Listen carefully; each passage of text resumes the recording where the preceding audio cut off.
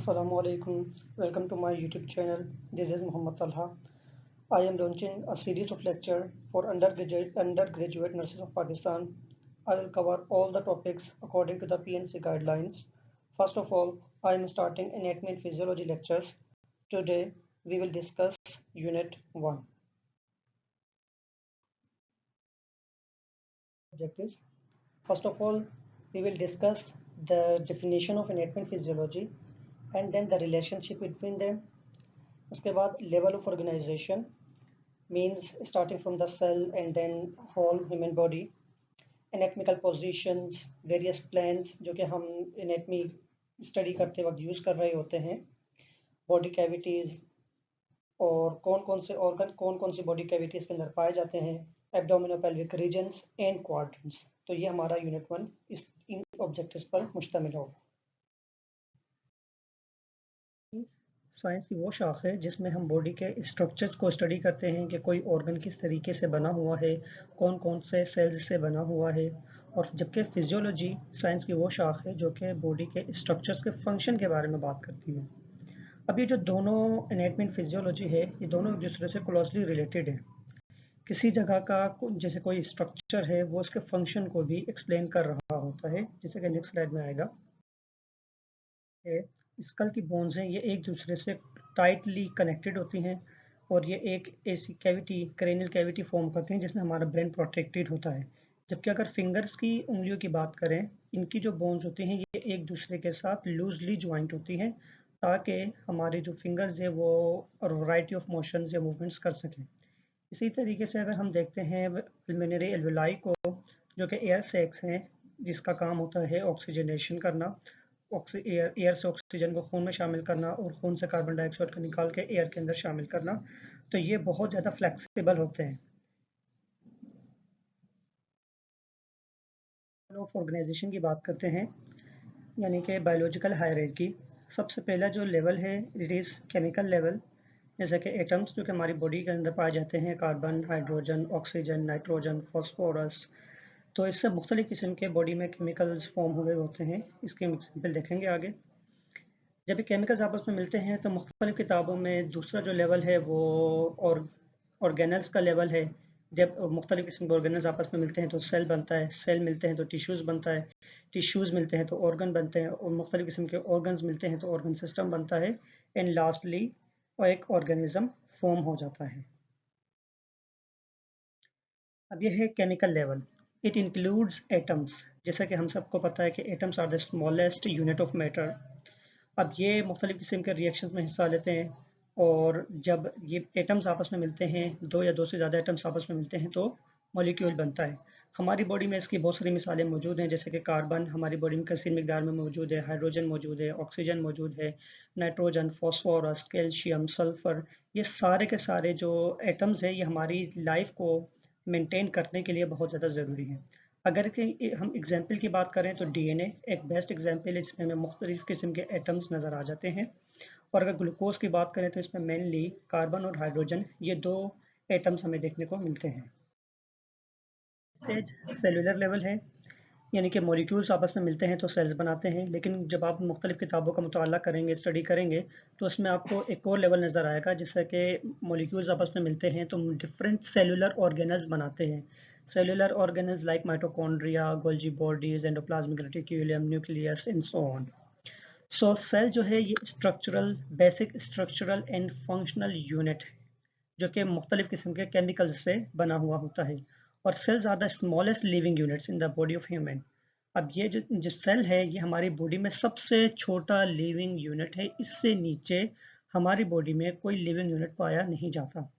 अब मुख्तलिफ किस्म के सेल्स हमारी बॉडी में पाए जाते हैं, जैसे कि कुछ एग्जाम्पल्स दी हुई हैं। Muscle fibres, nerve cells, epithelial cells, इसके साथ साथ हेपेटोसाइट्स हमारी लीवर में पाए जाते हैं, नेफ्रॉन हमारे किडनीज में पाए जाते हैं, और भी मुख्तलिफ किस्म के सेल्स हैं जो कि डिफरेंट जगहों पर पाए जाते हैं।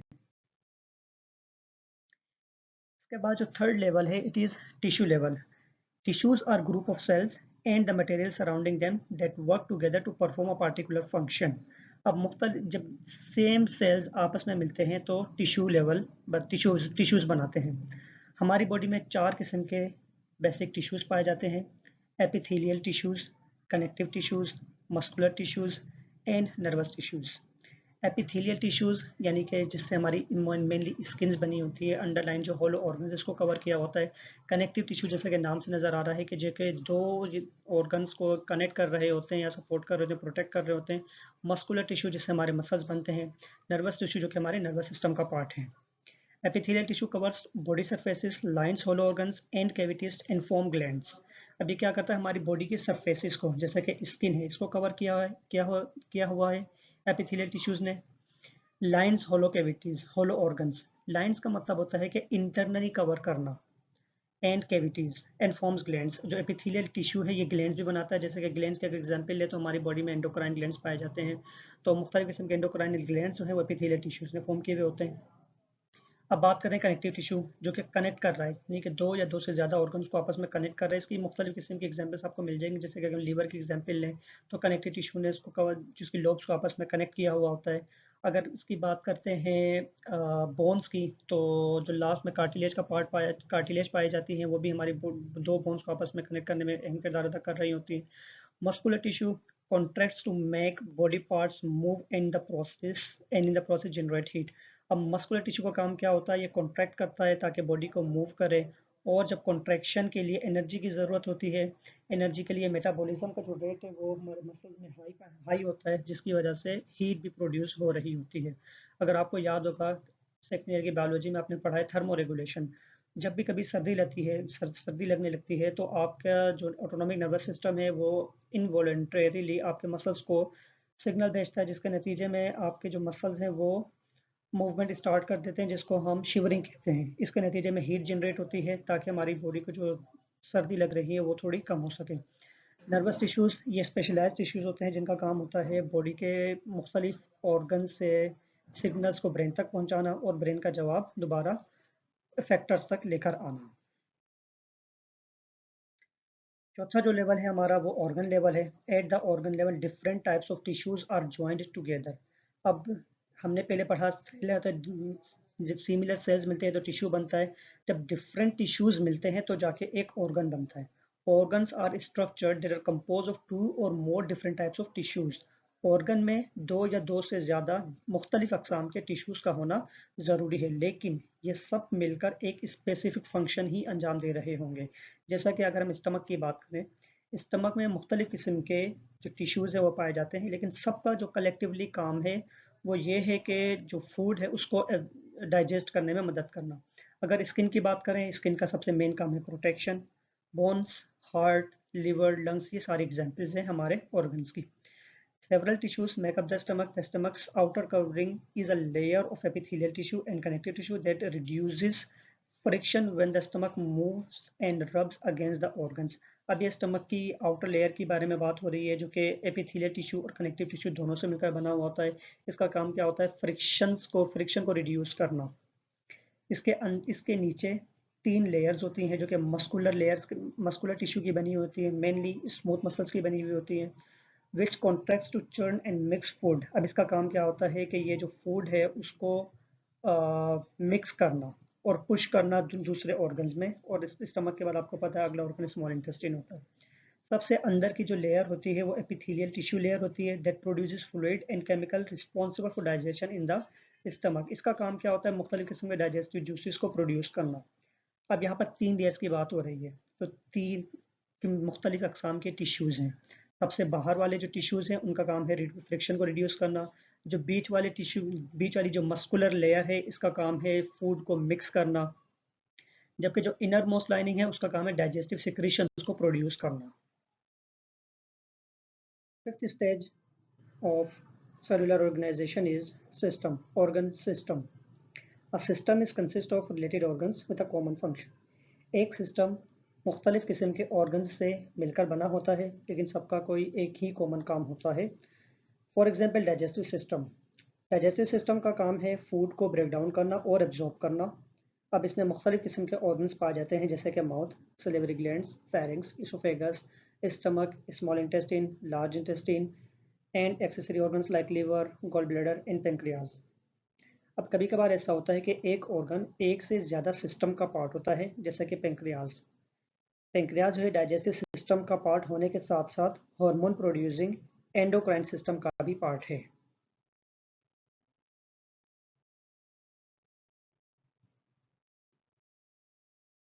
टोटल ह्यूमन बॉडी में 11 सिस्टम पाए जाते हैं, like integumentary system, skeletal system. Integumentary system इसमें मेनली हम skin, hair, finger nails, sweat glands, oil glands इनके बारे में पढ़ते हैं। स्केलेटल सिस्टम जो कि हमारा हड्डियों पर मुश्तमिल होता है। मस्कुलर सिस्टम जो कि मसल्स और मस्कुलर टिश्यू से बना हुआ होता है। नर्वस सिस्टम जो कि हमारे नर्व सेल से बना होता है, इसका काम है कि मुख्तलिफ बॉडी ऑर्गन्स को और कंट्रोल करना। एंडोक्राइन सिस्टम ये मुख्तलिफ किस्म के ग्लैंड्स पर मुश्तमिल होता है जिनका काम हार्मोन्स रिलीज करना होता है। Cardiovascular system like heart and blood vessels.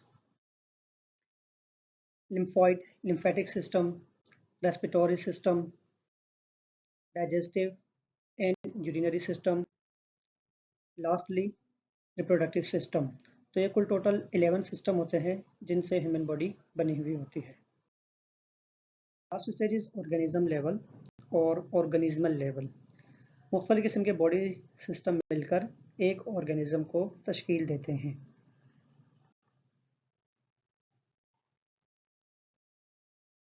Terminologies की बात करेंगे जो कि मुख्तलिफ किस्म के, जब आप एनेटमी की बुक्स पढ़ते हैं तो आपको नज़र आती होंगी। लाइक मीडियल, किसी भी ऑर्गन को अगर कोई ऑर्गन बॉडी के बिल्कुल बीच में मौजूद है तो उसके लिए हम लफ्ज़ इस्तेमाल करते हैं मीडियल, इसकी लोकेशन बताने के लिए। अगर कोई ऑर्गन बॉडी की इन साइड्स पर मौजूद है, चाहे वो राइट साइड पर हो चाहे वो लेफ्ट साइड पर हो, तो हम लफ्ज़ इस्तेमाल करते हैं लेटरल। अगर राइट साइड पर है तो राइट लेटरल, अगर लेफ्ट साइड पर है तो लेफ्ट लेटरल। इसी तरीके से जो ऑर्गन अटैचमेंट के करीब होता है, लाइक ये अटैचमेंट है, एक ये अटैचमेंट है, तो जो ऑर्गन अटैचमेंट के करीब होगा उसके लिए लफ्ज़ हम इस्तेमाल करते हैं प्रॉक्सिमल। और जो ऑर्गन अटैचमेंट से दूर होगा उसके लिए लफ्ज़ हम इस्तेमाल करते हैं डिस्टल। अब अगर इसकी एग्जांपल ले लें तो ये हड्डी जो आपको नज़र आ रही है, it is radius and it is ulna. अब radius and ulna are distal to humerus. दूसरे अल्फाज में रेडियस और अल्ना ह्यूमरस के नीचे पाई जाती हैं। अब इसको मैं एक और तरीके से बोल सकता हूँ, जैसे कि humerus is proximal to radius and ulna. Humerus radius और अल्ना से ऊपर की तरफ पाई जाती है। अब दूसरा हम इस लफ्ज़ इस्तेमाल करते हैं सुपीरियर और इंफीरियर। कोई ऑर्गन अगर ऊपर की तरफ होगा तो उसके लिए हम लफ्ज़ इस्तेमाल करते हैं सुपीरियर, और कोई ऑर्गन अगर नीचे होगा तो उसके लिए लफ्ज़ इस्तेमाल करते हैं इंफीरियर। अगर इसकी एग्जाम्पल ले लें, जैसा कि ये आपको लीवर नज़र आ रहा होगा, it is liver and it is lung. I can say कि the lungs are superior than liver. दूसरे अल्फाज में मैं ये कह सकता हूँ कि the liver is inferior to the lung. Same goes with prone and supine. अगर कोई ऑर्गन जिसका फेस डाउनवर्ड है तो उसके लिए लफ्ज़ हम इस्तेमाल करते हैं प्रोन पोजीशन। अगर किसी का फेस अपवर्ड है तो उसके लिए लफ्ज़ इस्तेमाल करते हैं सुपिनेशन या सुपाइन पोजीशन। अब ये एक चार्ट है जिसमें आपको नज़र आ रहा होगा सुपीरियर टूवर्ड्स द हेड, यानी कि जो ऑर्गन सर के करीब होगा। Example, the heart is superior to the liver. दिल जो है वो लीवर से ऊपर की तरफ पाया जाता है। Inferior, away from the head, तो जो ऑर्गन हेड से नीचे की तरफ हो या दूर हो। The stomach is inferior to the lung. The stomach is inferior to the lung. जो लंग्स है वो थोरेसिक कैविटी में पाए जाते हैं, जबकि स्टमक जो है वो एब्डोमिनल कैविटी में पाया जाता है। अब एंटीरियर की बात करें, एंटीरियर इसका मतलब है फ्रंट, अगर जो बॉडी के आगे की तरफ पाया जाता होगा, जैसा कि स्टर्नम जो कि जिसको हम ब्रेस्ट बोन भी कहते हैं, ये हार्ट से एंटीरियर साइड पे पाई जाती है, यानी कि दिल से आगे की तरफ पाई जाती है। अगर हम बात करते हैं पोस्टीरियर की, पोस्टीरियर का मतलब होता है पीछे, नियरर टू द बैक या फिर बैक साइड पर। अब इसोफेगस की एग्जांपल लें, oesophagus is posterior to the trachea. Trachea जिसे विंड पाइप कहते हैं, सांस की नाली है, ये इसोफेगस से आगे की तरफ होती है। तो हम एग्जाम्पल ले रहे हैं इसोफेगस की, तो इसोफेगस जो है वो ट्रेकिया से पीछे पाया जाता है। अब हमने बात की थी मीडियन की, जो कि मिड लाइन के करीब करीब पाया जाएगा। ये हमारी बॉडी में लाइंस पाई नहीं जाती, ये इमेजिनरी लाइंस होती हैं जो कि जिसको हमने खुद कंसीडर किया हुआ होता है। The ulna is medial to the radius. Medial का मतलब जो कि मिड लाइन के करीब करीब होगा। अब लेटरल इसके अपोजिट है जो कि मिड लाइन से दूर की तरफ होगा। अब अगर इंटरमीडिएट की बात करें, इंटरमीडिएट यानी कि अगर कोई एक स्ट्रक्चर दो ऑर्गन्स के बीच में मौजूद है तो उसके लिए हम लफ्ज इस्तेमाल करते हैं इंटरमीडिएट। एग्जाम्पल अगर देख लें, the transverse colon is intermediate to the ascending and descending.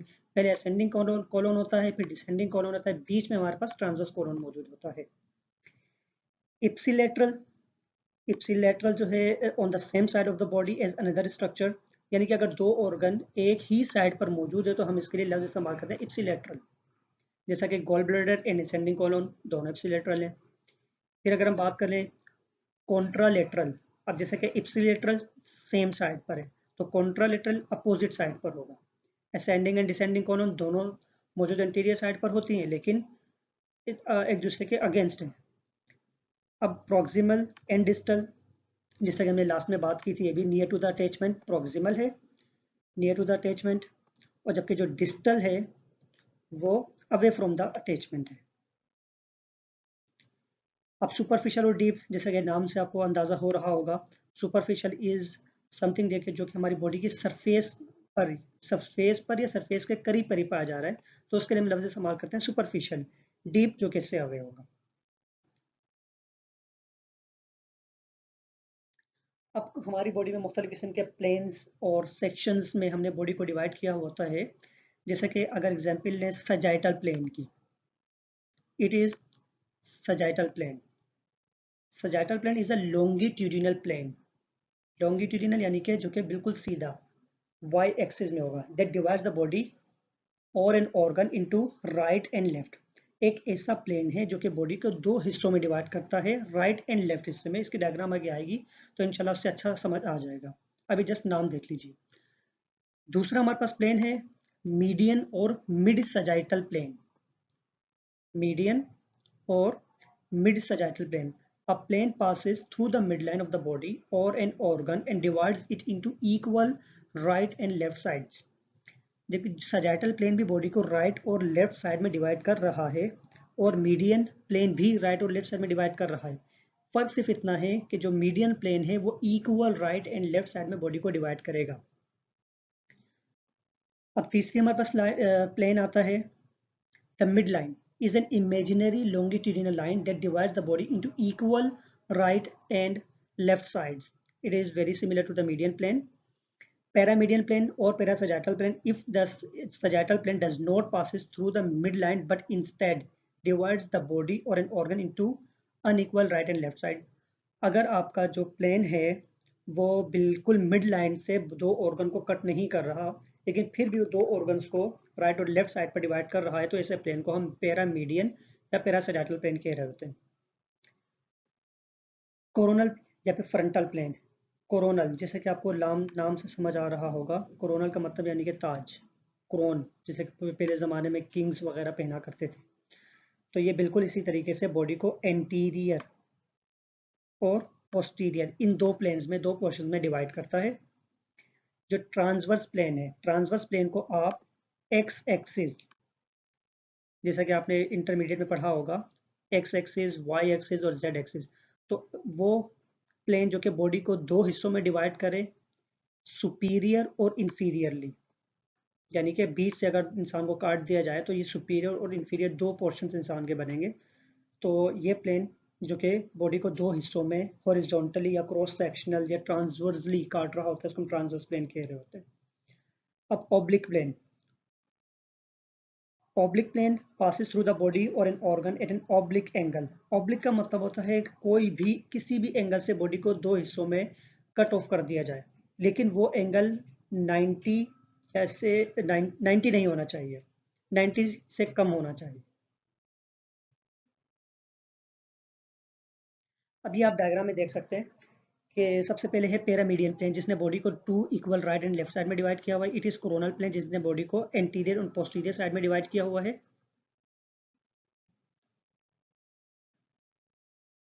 और इसी तरीके से ट्रांसवर्स प्लेन को देखें, ये सुपीरियर और ये इंफीरियर दो पोर्शन में बॉडी को डिवाइड किया है।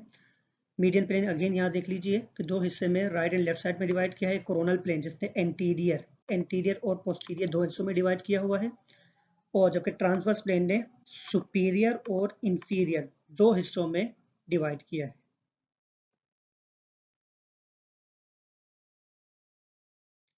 Now we are moving forward to body cavities. हमारी बॉडीज में मुख्तलिफ किस्म की कैविटीज पाई जाती हैं, जैसा कि क्रेनियल कैविटी, क्रेनियल बोन्स ये हमारी क्रेनियल कैविटी को फॉर्म करती हैं। The cranial bones form a hollow space of the head called cranial cavity which contains the brain.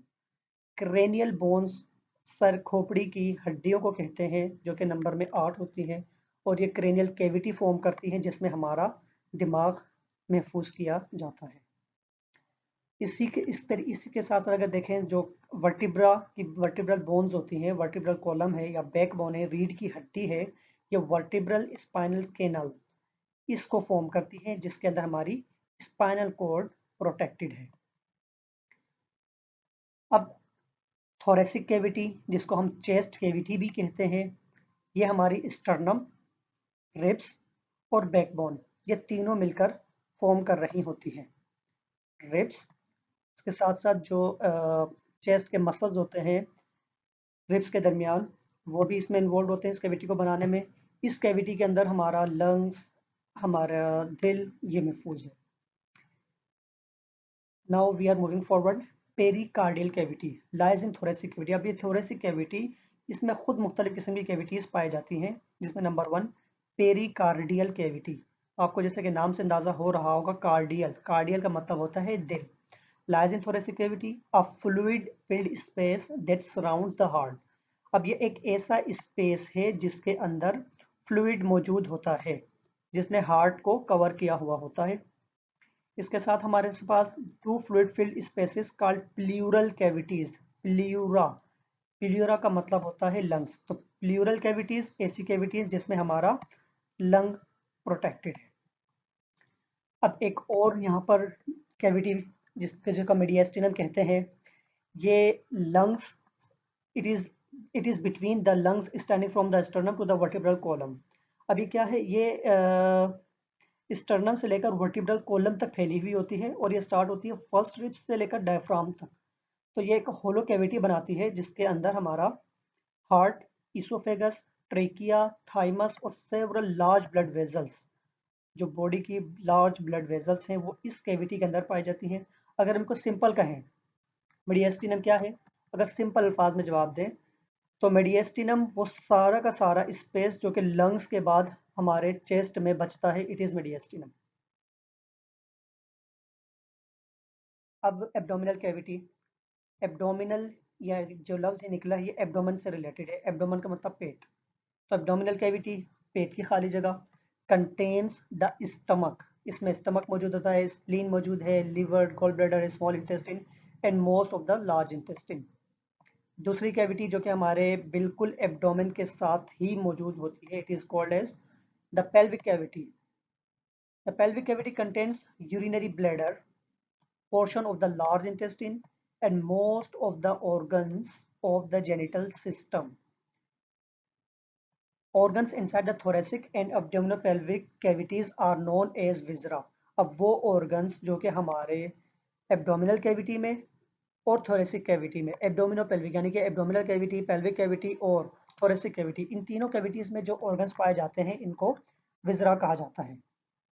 अब जैसे कि आपको डायग्राम में नजर आ रहा होगा, इट इज क्रेनियल कैविटी जिसने हमारे ब्रेन को हिफाजत फ्राहम की हुई है। अब ये जो आपको नजर आ रहा है, it is known as vertebral cavity, जो कि वर्टिब्रल बोन्स ने फॉर्म की हुई होती है, जिसके अंदर स्पाइनल कॉर्ड प्रोटेक्टेड है। नाउ यहाँ पर देखिए, यहाँ पर आपको एक थोरेसिक कैविटी नजर आ रही है। अब थोरेसिक कैविटी में हमने पढ़ा था कि थोरेसिक कैविटी में लंग्स मौजूद हैं। अब थोरेसिक कैविटी के अंदर कार्डियक मौजूद है, इसोफेगस मौजूद है और भी बहुत सारे ऑर्गन्स मौजूद हैं। नाउ डायफ्राम, डायफ्राम ये जो आपको नजर आ रहा है, it is a muscular layer जिसने थोरेसिक कैविटी और एब्डोमिनल कैविटी दोनों को एक दूसरे से अलग किया हुआ होता है। Now moving forward, it is abdominopelvic cavity. Abdominopelvic cavity collectively है इसका नाम। अब जिसके अंदर abdominal cavity plus pelvic cavity दोनों शामिल है। एब्डोमिनल कैविटी में हमने पढ़ा मुख्तलिफ किस्म के ऑर्गन्स पाए जाने like stomach, spleen, liver, gall bladder, small intestine and most of the large intestine. जबकि पेल्विक कैविटी में हमारे पास यूरिनरी ब्लैडर है, लार्ज इंटेस्टाइन है और जेनिटल सिस्टम्स के ऑर्गन्स। ये चार्ट है, काइंडली इसको लाजमी रीड आउट कर लीजिए।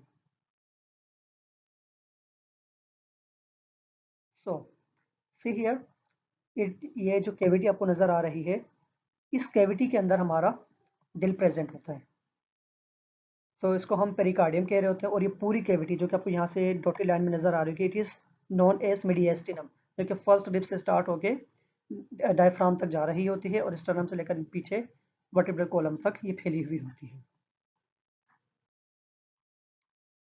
ये इसका एक और सेक्शन व्यू है, ट्रांसवर्स सेक्शन, जिसमें बॉडी को सुपीरियर और इंफीरियरली कट करके दिखाया गया है। हम बात करेंगे मेम्ब्रेन्स की, thoracic and abdominal cavity membranes. Thoracic यानी कि चेस्ट, एब्डोमिनल कैविटी जो कि यानी कि एब्डोमेन, इसमें कौन कौन सी मेम्ब्रेन्स पाई जाती है। अब मेम्ब्रेन खुद क्या होती है? अब membrane is a thin tissue that covers lines, partitions और कनेक्ट स्ट्रक्चर्स। मेम्ब्रेन क्या है? ये थिन है, यानी थिन टिश्यू की लेयर है जिसने मुख्तलिफ ऑर्गन्स को कवर किया होता है या फिर लाइन किया हुआ होता है। कवर मतलब बाहर से, लाइन मतलब अंदर की तरफ से कवर किया हुआ हो। पार्टीशन यानी कि दो ऑर्गन्स को एक दूसरे से डिस्ट्रीब्यूट किया हो या फिर दो ऑर्गन्स को आपस में कनेक्ट किया हो।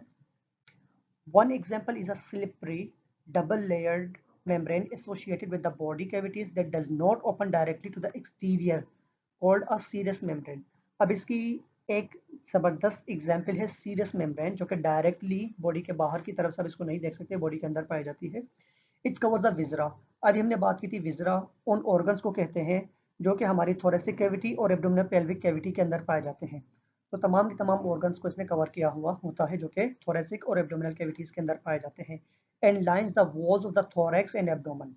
अब अंदर से भी इसने जो एब्डोमेन है और थोरैक्स है उसको कवर किया हुआ होता है। The parts of serous membrane are, अब ये खुद डबल लेयर, जैसे हमने भी पढ़ा था डबल लेयर है, तो इसके पास जो आउटर लेयर है उसको प्राइटल लेयर कहते हैं, जो इनर लेयर है उसको विजुअल लेयर कहते हैं। बिटवीन दिस टू लेयर्स, अब इन दो लेयर्स के दरमियान एक फ्लूइड होता है जिसको हम सीरस फ्लूइड कह रहे होते हैं। Now again I am saying the part of a serous membrane are parietal layer that lines the walls of the cavities, and the visceral layer, a thin epithelium that covers and adheres to the viscera within the cavities. The fluid allows the viscera to slide somewhat during movement, such as when the lung inflate and deflate during breathing. अब ये जो fluid है ना, ये fluid हमारे organs को friction से prevent कर रहा होता है। यानी कि कोई ऑर्गन अगर मूव करेगा तो उसमें फ्रिक्शन क्रिएट होगा, फ्रिक्शन की वजह से हीट जनरेट होगी और वो ऑर्गन वेयर एंड टियर की तरफ जाएगा। जबकि सीरस फ्लूइड की प्रेजेंस की वजह से फ्रिक्शन कम से कम हो जाती है और उस ऑर्गन को वेयर, ये जो सीरस फ्लूइड है इस तरीके से उस ऑर्गन को वेयर एंड टियर के प्रोसेस से प्रिवेंट कर रहा होता है। Serous membrane of the pleural cavities is called the pleura. Serous membrane, pleural cavities, thoracic cavity को दो मेन हिस्सों में डिवाइड किया जाता है, like mediastinum in pleural cavities. Pleural cavities जिसमें हमारा लंग्स पाए जाते हैं, तो लंग्स की जो कवरिंग है इसको प्लूरा कहते हैं। जबकि पेरिकार्डियल कैविटी, सीरस मेम्ब्रेन होता है पेरिकार्डियल, जिसने दिल को कवर किया था उसको हम पेरिकार्डियम कहते हैं। इसी तरीके से जो सीरस मेम्ब्रेन एब्डोमिनल कैविटी में पाई जा रही है उसे हम पेरिटोनियम कहते हैं।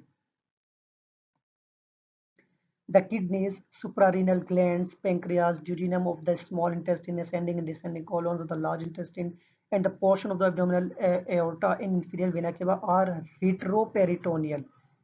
The term is retroperitoneal. Retro का मतलब होता है behind यानी कि पीछे। तो ये organs, kidney, suprarenal glands, pancreas, jejunum, ये सारे के सारे organs पेरिटोनियम के पीछे पाए जाते हैं। अब कुछ एग्जांपल्स है कैविटीज की, like oral cavity. Oral cavity यानी कि माउथ, जिसमें हमारे टंग एंड टीथ मौजूद है। नेजल कैविटी जो कि नोज के अंदर पाई जाती है। ऑर्बिटल कैविटी जिसमें हमारी आई बॉल्स जो है वो सेव्ड है। Tympanic cavity which contain small bones and muscles in the inner ear. Tympanic cavity ये कान की cavity है. Synovial cavity जो कि हमारे which are found in the freely movable joints and containing synovial fluids. Synovial cavities synovial joints में पाई जाती है जो कि हमारे freely movable joints होते हैं. हम लास्ट बात करेंगे एब्डोमिनोपेल्विक क्वाड्रेंट्स पर. हमें लास्ट क्वाड्रेंट्स और रीजन्स इन दोनों को इन डेप्थ स्टडी करना है. सो quadrants में in this method a median plane and a transverse plane are passed through the umbilicus. umbilicus नाव को कहते हैं. नाव से एक median plane जो कि बिल्कुल बीच में होगा और एक transverse plane जो कि x एक्सिस में होगा. इससे बॉडी को 4 क्वाड्रेंट्स में कट किया जाता है. एब्डोमिनल पेल्विक रीजन को 4 क्वाड्रेंट्स में कट किया जाता है, like right upper quadrant, left upper quadrant, right lower quadrant, left lower quadrant. तो ये हमारे पास 4 क्वाड्रेंट बन गए. क्वाड्रेंट्स जो हैं ये मेनली क्लिनिशियंस यूज़ करते हैं ड्यूरिंग हेल्थ असेसमेंट. कोई भी पेशेंट अगर आपके पास आता है इमरजेंसी में या किसी भी वार्ड में और वो कहता है कि मुझे पेट में दर्द हो रहा है, अब पेट बहुत बड़ा है, हमें नहीं पता कि मेनली उसके कौन सा ऑर्गन इन्वॉल्व हो सकता है, तो हम एक रेडियोलॉजिकल वर्कअप करवाने के लिए ये देखते हैं कि पेन कौन से क्वाड्रेंट में हो रहा है. फिर हम उसको जो रेडियोलॉजिकल वर्कअप है वो करवाने के लिए रेडियोलॉजी डिपार्टमेंट में भेज देते हैं.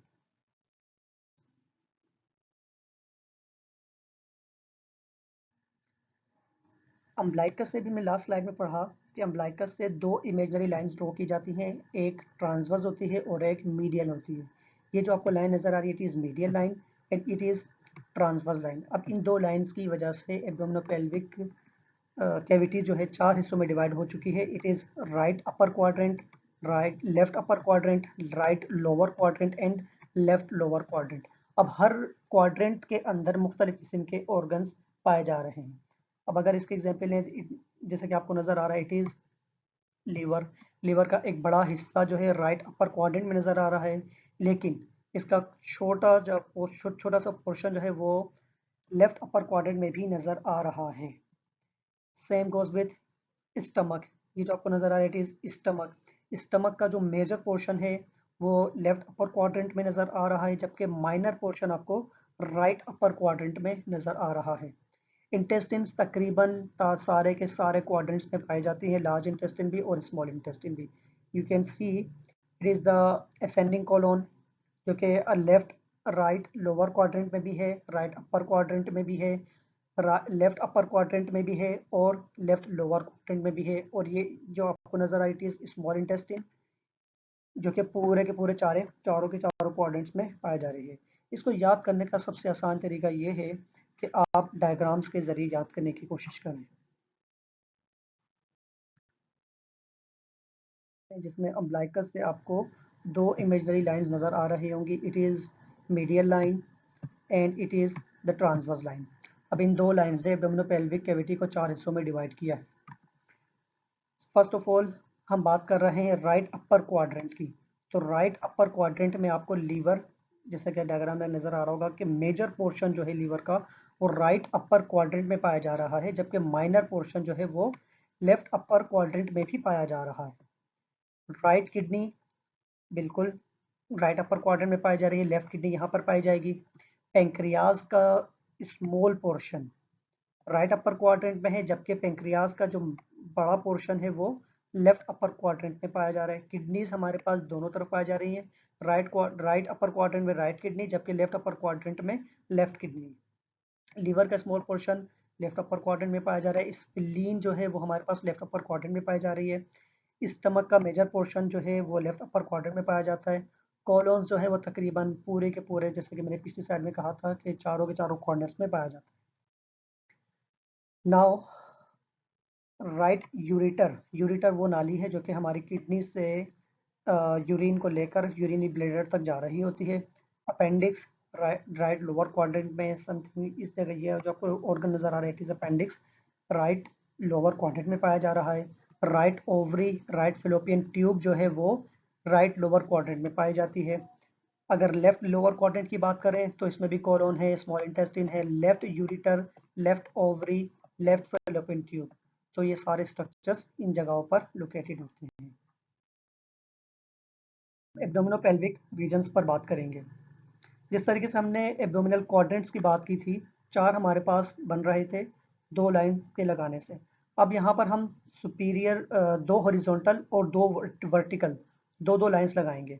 जो सुपीरियर हॉरिजॉन्टल इमेजिनरी लाइन है वो सब कोस्टल प्लेन से, यानी कि जो 10th कोस्टल कार्टिलेज है उसके बिल्कुल पास से गुजरेगी, जबकि जो इंफीरियर हॉरिजॉन्टल लाइन है वो इलियक क्रेस्ट, हिप बोन के जो राइट और लेफ्ट साइड पर पाई जाती है, दोनों हिप बोन्स के इलियक क्रेस्ट से गुजरेगी। और जबकि वर्टिकल लाइंस की अगर बात करें तो ये लेफ्ट और राइट मिड क्लेविकुलर लाइंस है। Left and right mid clavicle bone के बीच से ये लाइन गुजरेगी, और ये 2 लाइंस हॉरिजॉन्टल और 2 वर्टिकल, इन 2 लाइंस की वजह से, इन 4 लाइंस की वजह से जो एब्डोमिनोपेल्विक कैविटी है वो 9 रीजन्स में डिस्ट्रीब्यूट हो जाती है। सबसे पहले right hypochondriac region, left hypochondriac reason. इसको याद करने का बिल्कुल आसान तरीका ये है कि आप अपोजिट चीज़ों को याद करें। Hypochondriac region, right hypochondriac region, left hypochondriac region. Right lateral, left lateral.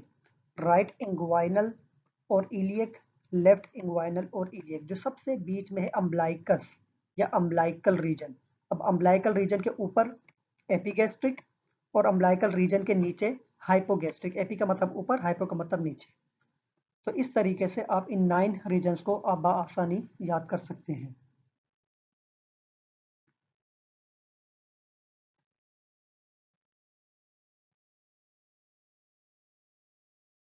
बात की थी कि 2 वर्टिकल और 2 हॉरिजॉन्टल लाइंस, ये आपको जो नजर आ रही थी क्लेविकल बोन्स। अब क्लेविकल बोन्स के बिल्कुल बीच से 2 लाइंस गुजारी गई हैं, जबकि जो सुपीरियर लाइन थी, सुपीरियर हॉरिजॉन्टल लाइन थी, जिसको हमने सब कोस्टल प्लेन कहा था, वो बिल्कुल वर्टिब्रा के बिल्कुल रिब्स के नीचे से गुजर रही है, जैसे कि आपको नजर आ रहा है।